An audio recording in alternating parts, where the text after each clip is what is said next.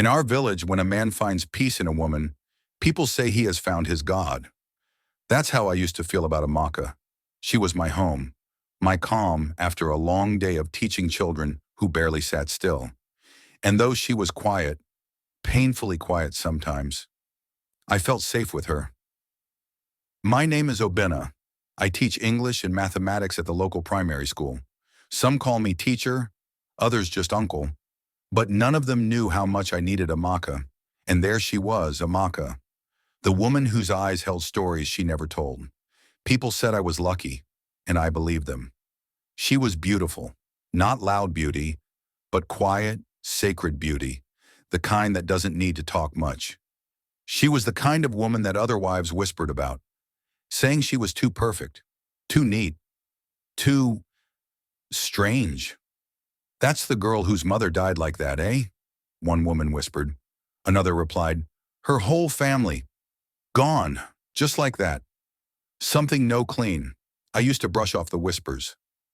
Every village has gossip. Every woman has a past.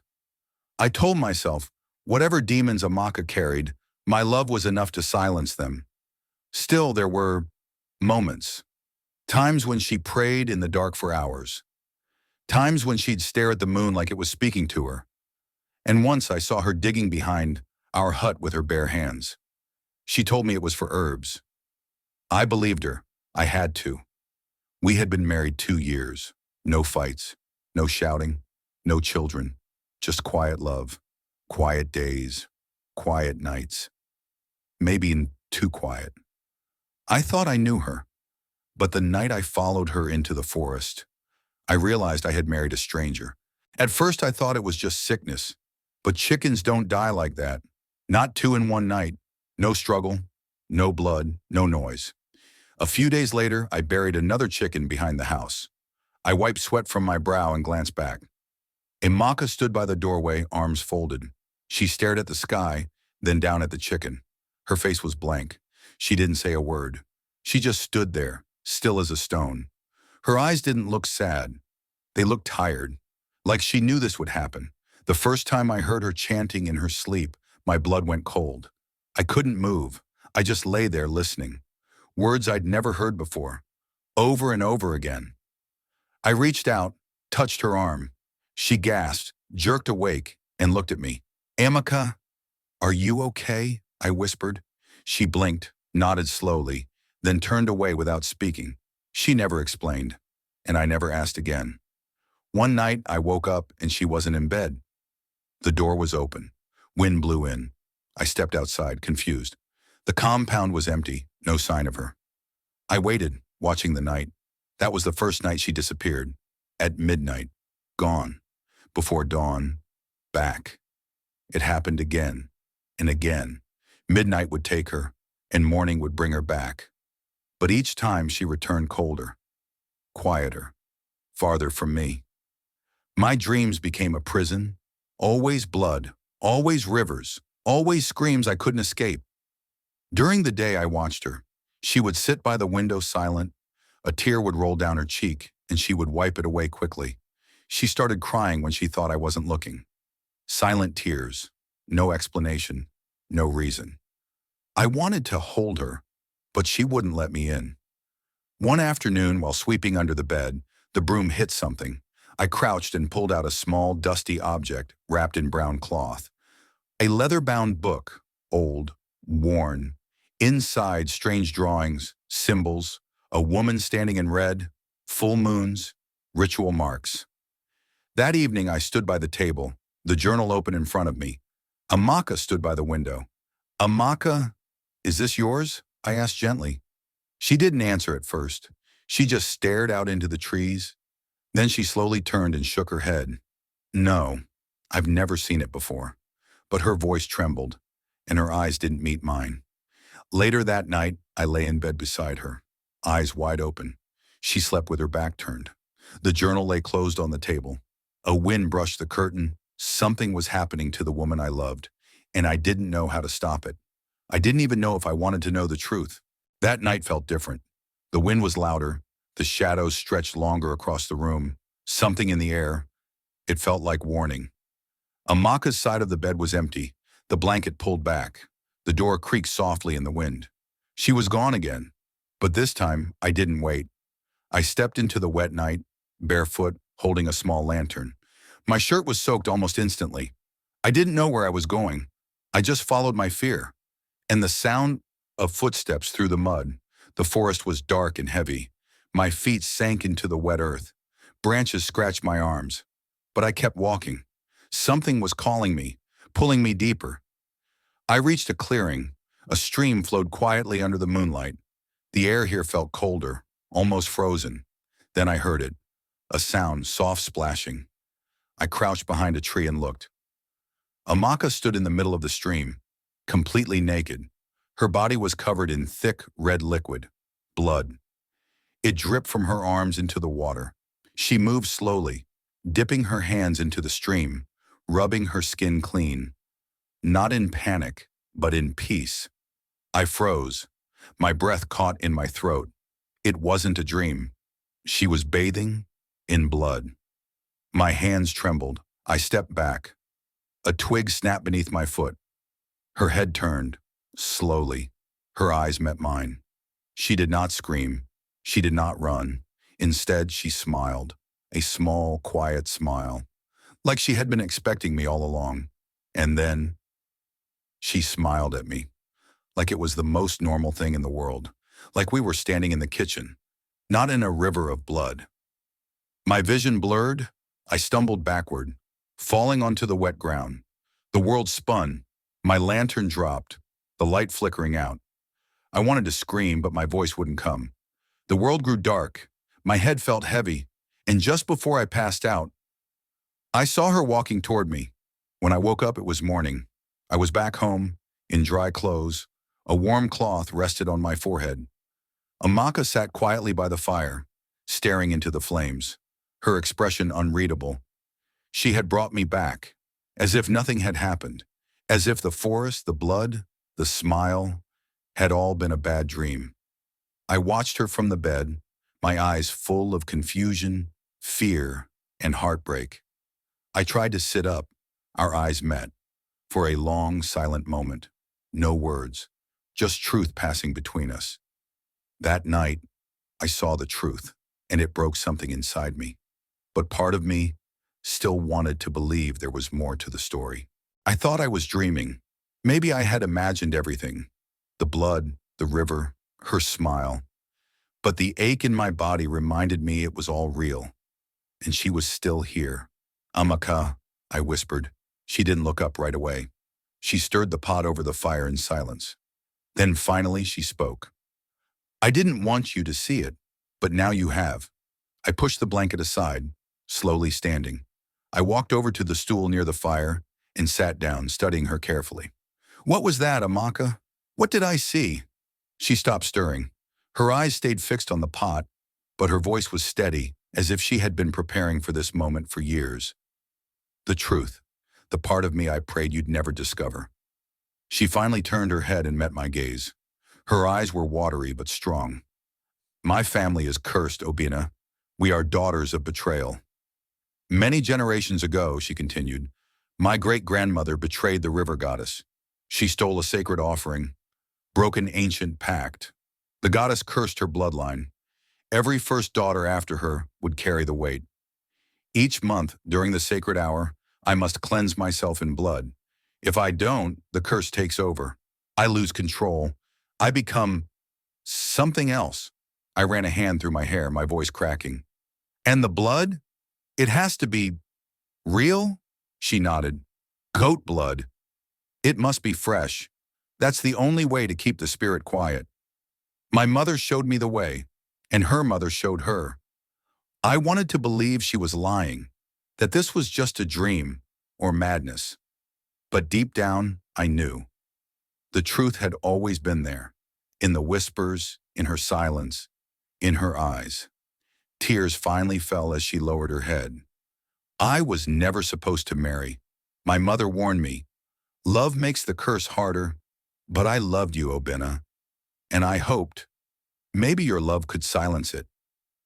So you lied to me? For 2 years? I asked, my voice heavy with heartbreak. I was afraid. I didn't want you to see me as a monster. I wanted to be your wife, not your fear." She wiped her face, but more tears came. Her voice shook. "I thought if I prayed hard enough, if I stayed quiet, maybe the curse would end with me." My expression softened, but the pain remained. "What if I never followed you? Would you have told me? I don't know. Maybe I would have died with the secret still inside me." I stood and walked to the window. Outside, a boy chased a chicken down the road. The world looked simple, but inside nothing was the same. She stood too, walking slowly toward the door. She stopped beside me.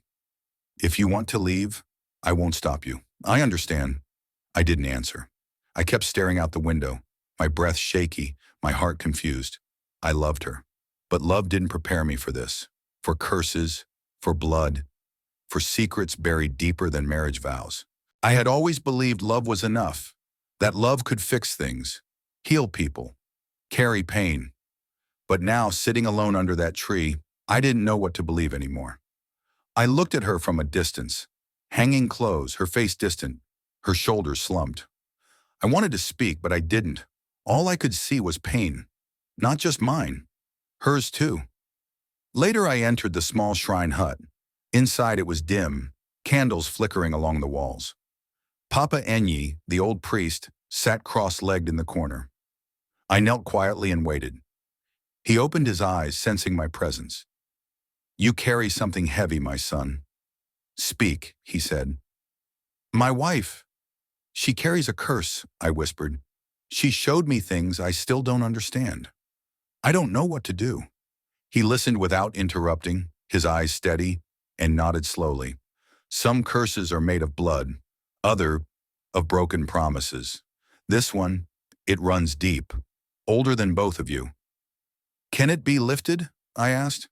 "Only through a sacrifice, a willing one. Not of fear, but of love." My eyes widened. My throat went dry. "You mean someone has to die?" "Yes," he said calmly. "Not by force, not by rage, but by love. The kind that gives without asking anything in return." I walked home slowly. The sun was almost gone, the sky purple and gold. My steps were heavy. I thought of leaving, just packing and walking away. It would be easier than carrying this pain. I remembered my father walking out with a bag, never looking back, leaving my mother weeping on the floor. "I won't be like him," I whispered to the sky. Inside the house, Amaka sat on the bed, folding clothes slowly. Her eyes were empty. She looked up when I entered. We didn't speak at first. I watched her and remembered everything. Our wedding day, her laughter before the nights grew quiet, the woman behind the curse. I hadn't chosen her curse, but I had chosen her. And if I ran now, I would become the very thing I promised her I'd never be. I walked over and sat beside her. Our shoulders barely touched. She turned to me slowly. "I'm still here," I said softly. Tears filled her eyes. She nodded, lips trembling. She didn't speak, but her fingers reached for mine. I held them gently. I didn't have all the answers. I didn't know what tomorrow would bring. But I knew this. Love is not always soft. Sometimes it is hard, heavy. Sometimes it demands everything. She had made her choice. She was leaving. Not because she stopped loving me, but because she loved me too much to stay. "You were just going to go without saying goodbye?" I asked softly. Amaka froze. She looked up slowly, her eyes red and tired. "If I stay, something worse will happen. The curse isn't gone. It's only getting stronger. Then we fight it. Together," I said firmly. She dropped her bag and walked toward me, desperate. "You don't understand. This thing doesn't care about love. It only takes. It destroys." "Then let it try," I answered. "I'm not losing you without a fight." That evening we knelt side by side in the sacred grove. The stream whispered quietly, the fire crackled, and Papa Enyi prepared the ritual. Amaka's hand trembled in mine. "The curse was born from betrayal," Papa Enyi said calmly. "It can only be broken by sacrifice, not of blood alone, but of love. One must give with the heart, not the hand." He set a sacred blade in a bowl before us, dipping the bowl into the stream. When blood and water mix with truth, the curse will rise, and it will fight. I rolled up my sleeve. Amaka tried to stop me. Obina, no, you could die. If that's the price, I'm willing, I whispered. With a sharp breath, I drew the blade across my forearm. Blood dripped into the bowl, swirling with the stream water. The bowl glowed faintly. A gust of wind tore through the grove, fire flaring, leaves spinning. Amaka gasped, clutching her chest. Her breathing grew shallow, her eyes wide. It's starting! Her body jerked violently. She collapsed, shaking. I caught her, holding her close. Amaka, stay with me, I cried. The trees trembled. Thunder roared above. The water turned black. Papa Enyi's chants rose against the storm. Her body shook like the earth itself, like the curse was clawing to stay. I held her tighter, as if love alone could keep her alive. A black mist ripped from her chest, shrieking, twisting. It plunged into the stream. The water burst into white light. The wind fell silent. The fire steadied. I bent over her, listening. One breath, another. She was alive. Her eyes fluttered open. Obina, she whispered weakly. I'm here, I said, tears running freely. You're safe. Papa Enyi lowered his hands, his voice calm now. The river has accepted the offering. The curse is gone. That night the storm ended, not just in the sky, but inside her. For the first time in many nights the world felt quiet. No wind, no whispers, just peace. Obina groaned softly, struggling to sit up, his hand pressing against his bandaged arm. He looked around and saw Amaka lying beside the stream, motionless but calm. Crawling toward her, his breath shaky, he whispered, Amaka. Her eyes opened slowly. She blinked, then locked eyes with him. You stayed, she said softly. Always, he replied, his voice cracking with relief as he held her hand tightly. Amaka sat up slowly, looking down at her arm. Her eyes widened. Her breath caught. Where her birthmark had been, there was now only smooth, unmarked skin. It's gone, she whispered. The mark that had followed her from birth, the sign of the curse, was no longer there. She was free. Back in the village, people gathered outside, pointing at the sky. The clouds had cleared completely. The sun shone bright over the rooftops. Children ran, shouting with joy. Look, the storm is over, one cried. The gods have spoken. Something has changed, another whispered. Papa Enyi walked to the center of the village, raising his staff. The curse is broken, he said with quiet strength. The gods have accepted the offering. Let the village find peace again. In the forest, Amaka and Obina walked hand in hand toward home. Obina leaned slightly on her, his steps slower now. She watched him carefully. You're hurt, she said. But I'm alive, he smiled faintly. And you're whole again. His body was weak, but his heart was strong. They had not won with power. They had won with love. Days later, the compound was brighter. Flowers bloomed where weeds once grew. Amaka swept the yard with a smile, her movements lighter, freer. Obina sat under the mango tree, sipping warm tea as he watched her. You know, Amaka said, turning toward him, her eyes full of joy. I didn't think I'd ever smile like this again. Now you can smile for both of us, he answered softly. They shared a quiet laugh. No words were needed, just peace. The woman he once feared he had lost had returned stronger, not just free from the curse, but free in her soul. The village rested under the sun. Smoke rose gently from rooftops. The river flowed calmly. Life continued. But something was different. Lighter, warmer. Love isn't always soft. Sometimes it hurts. Sometimes it demands more than words or promises. It demands blood. By the stream, Obina and Amaka dug small holes into the earth, planting purple and yellow flowers along the bank. Their laughter rose gently with the evening breeze. Obina stood slowly, leaning on a carved walking stick. One leg dragged slightly, but there was no pain in his face, only peace. I walk with a limp now, he thought, a small price to pay for the life we saved, for the woman I refused to let go. Amaka slipped her hand into his. The sun dipped low, fireflies dancing above the stream. Their smiles were quiet, but full of light. They no longer feared the forest. At midnight, they did not hide. Instead, they planted flowers and watched them grow. The stream glowed under moonlight, the flowers swaying gently in the breeze. Side by side, their hands were linked. Some wounds demand blood to heal, but not all blood is punishment. Sometimes it is love.